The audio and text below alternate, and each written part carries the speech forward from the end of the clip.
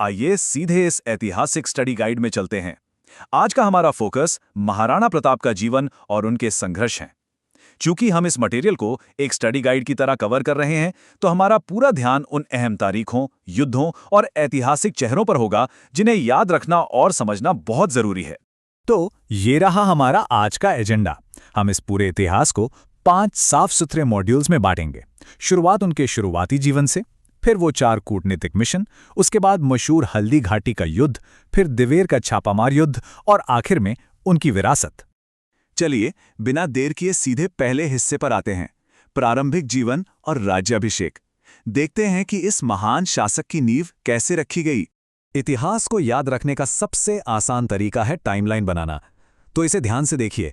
1540 में कुंभलगढ़ में जन्म, 1572 में गोगुंदा में राज्याभिषेक और फिर ठीक 36 साल की उम्र में 1576 का वो ऐतिहासिक हल्दी घाटी का युद्ध।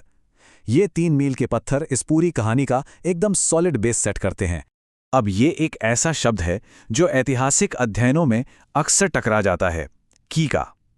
दरअसल मेवाड़ के पहाड़ी इलाकों में छोटे बच्चों को बड़े प्यार से कीका बुलाया जाता था। ये कोई साधारण नाम नहीं है, बल्कि ये दिखाता है कि महाराणा प्रताप का वहां की मिट्टी और स्थानीय लोगों से कितना गहरा और आत्मीय जुड़ाव था। शुरुआती जीवन की बात हो और हम इन अहम चेहरों को भूल जाएं, ऐसा तो हो नहीं सकता। माता जयवंता बाई और पिता उदय सिंह तो हैं ही, लेकिन यहाँ जो सबसे ज्यादा नोट करने वाली बात है वो है सलुम्बर के कृष्णदास चुंडावत का राज्याभिषेक करना। ये सिर्फ एक रस्म नहीं थी, ये उनकी राजनीतिक सत्ता पर एक बहुत मजबूत मोहर थी।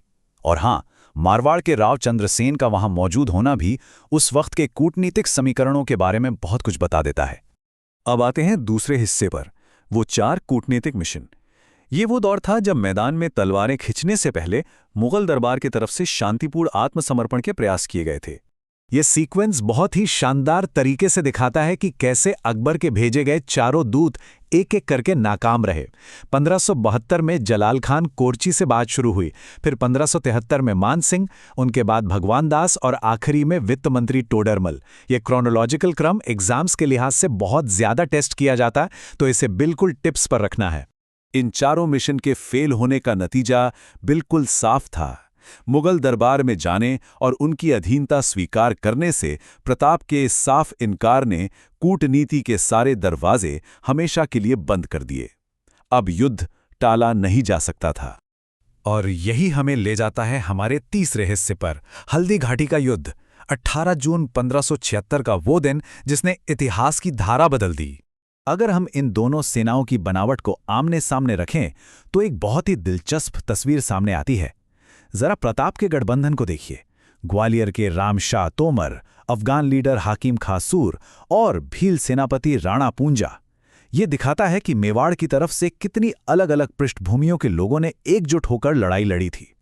इंसानी कमांडर्स के अलावा इस युद्ध में हाथियों का रोल बहुत क्रूशियल था और ये डिटेल्स अक्सर पूछी जाती हैं। मुगलों ने मर्दाना, जिस पर मान सिंह सवार थे, और गजमुक्ता को उतारा। जवाब में मेवाड़ की तरफ से राम प्रसाद और लूना मैदान में थे। राम प्रसाद हाथी का पकड़ा जाना और बाद में अकबर द्वारा उसका नाम बदलकर पीर प्रसाद कर देना, ये एक ऐसा फैक्ट है जिसे जरूर याद रखना चाहिए। अब बात करते हैं युद्ध के कुछ ऐसे टर्निंग पॉइंट्स की जिन्होंने इसके नतीजे तय किए। मेहतर खां का अचानक से अकबर के आने की झूठी अफवाह फैला देना ताकि पीछे हटती मुगल सेना रुक जाए। फिर स्वामी भक्त घोड़े चेतक का बलिदान, जिसकी छतरी आज भी बलीचा में है। और झाला बीदा का वो मास्टर स्ट्रोक, प्रताप का राज चिन्ह खुद पहन लेना ताकि घायल शासक सुरक्षित निकल सके। ये सब बहुत ही डिसाइडिंग मोमेंट्स थे। ब्रिटिश इतिहासकार कर्नल जेम्स टॉड ने इस भयानक और सीमित जगह में लड़े गए युद्ध की तुलना प्राचीन ग्रीक इतिहास से करते हुए इसे मेवाड़ की थर्मोपोली कहा है।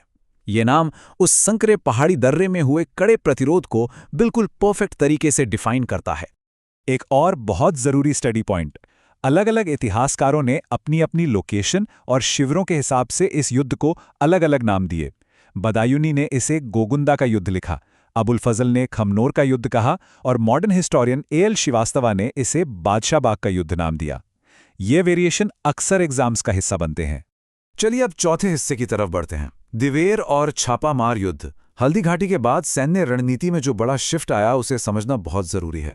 ये टाइमलाइन दिखाती है कि कैसे मुश्किलों के बाद फिर से वापसी की गई। 1578 में शाहबाज खान ने कुंभलगढ़ पर कब्जा कर लिया था। ये एक बड़ा झटका था। लेकिन इसके बाद संसाधनों को फिर से जुटाने का दौर चला, जो 1582 के दिवेर के युद्ध में एक जबरदस्त पलटवार के रूप में सामने आया। इस संघर्ष के दौर में दो बहुत ही अहम चेहरे सामने आते हैं। पहले भामा शाह, जिन्होंने 25 लाख नकद और 20 लाख के सोने का दान देकर मेवाड़ की सेना को एक बहुत बड़ी आर्थिक संजीवनी दी। और दूसरी तरफ 1580 की शेरपुर की घटना, जहां मुगल कमांडर अब्दुल रहीम खान खाना के पकड़े गए परिवार को सम्मान के साथ बिना नुकसान पहुंचाए वापस लौटा दिया गया। ये साफ दिखाता है कि युद्ध के दौरान भी एथिक्स और उसूलों से कोई समझौता नहीं किया गया था। और फिर आता है 1582 का देवेर का युद्ध। ये एक ऐसा सरप्राइज अटैक था जिसने मुगलों के सैन्य ठिकानों की कमर तोड़ दी। कुंवर अमर सिंह ने मुगल सेनापति सुल्तान खान को जिस तरह से हराया, वो इस पूरे अभियान का एक परमानेंट टर्निंग पॉइंट बन गया। कर्नल जेम्स टॉड ने फिर से एक ग्रीक रेफरेंस का इस्तेमाल किया और इस जीत को मेवाड़ का मैराथन कहा। थर्मोपैली जहां प्रतिरोध का प्रतीक था, वहीं देवेर एक बड़े साम्राज्य के खिलाफ सहन शक्ति, थकान को हराने और एक लंबी दूरी की शानदार जीत का प्रतीक बन गया। अब आते हैं हमारे आखिरी हिस्से पर, विरासत और अंतिम वर्ष। ये वो समय था जब युद्ध से थोड़ा ब्रेक मिला और सांस्कृतिक विकास पर फोकस किया गया। इस टाइमलाइन में एक बहुत ही इंटरेस्टिंग चीज नोटिस करने वाली है। 1585 में जगन्नाथ कछवाहा के आखिरी मुगल हमले के बाद मेवाड़ को लगभग 12 साल का एक शांतिपूर्ण समय मिला। नई राजधानी चावंड में इस दौरान प्रशासनिक और सांस्कृतिक चीजों पर बहुत काम हुआ, जो 1597 में उनके निधन तक चला। ये दौर सिर्फ सैन्य इतिहास तक सीमित नहीं था।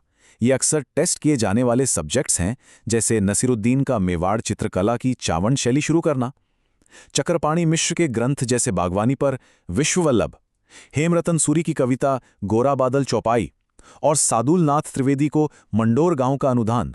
ये सब दिखाता है कि उस वक्त कला और साहित्य में कितनी जबरदस्त तरक्की हो रही थी। अगर हम इस पूरे दौर के आखिर में भू राजनीतिक नक्शे को समराइज करें तो बात बिल्कुल साफ है। महाराणा प्रताप ने अपने जीवन काल के अंत तक मेवाड़ का लगभग पूरा क्षेत्र सफलतापूर्वक वापस हासिल कर लिया था, सिर्फ 2 किलों को छोड़कर, चित्तौड़ और मांडलगढ़। इन सारे फैक्ट्स को देखने के बाद आखिर में एक बहुत ही दिलचस्प सवाल सामने आता है। छापामार रणनीति, भामा शाह वाला बेहतरीन आर्थिक प्रबंधन और चावंड का वो सांस्कृतिक विकास, इन सब को मिलाकर देखें तो आज के दौर में लॉन्ग टर्म स्ट्रेटेजिक रेजिलियंस यानी रणनीतिक दृढ़ता के लिए हम इस इतिहास से सबसे बड़ा क्या सबक ले सकते हैं? इसी विचार के साथ हम इस स्टडी गाइड को यहीं रोकते हैं। इस ऐतिहासिक सफर में साथ जुड़ने के लिए बहुत बहुत शुक्रिया।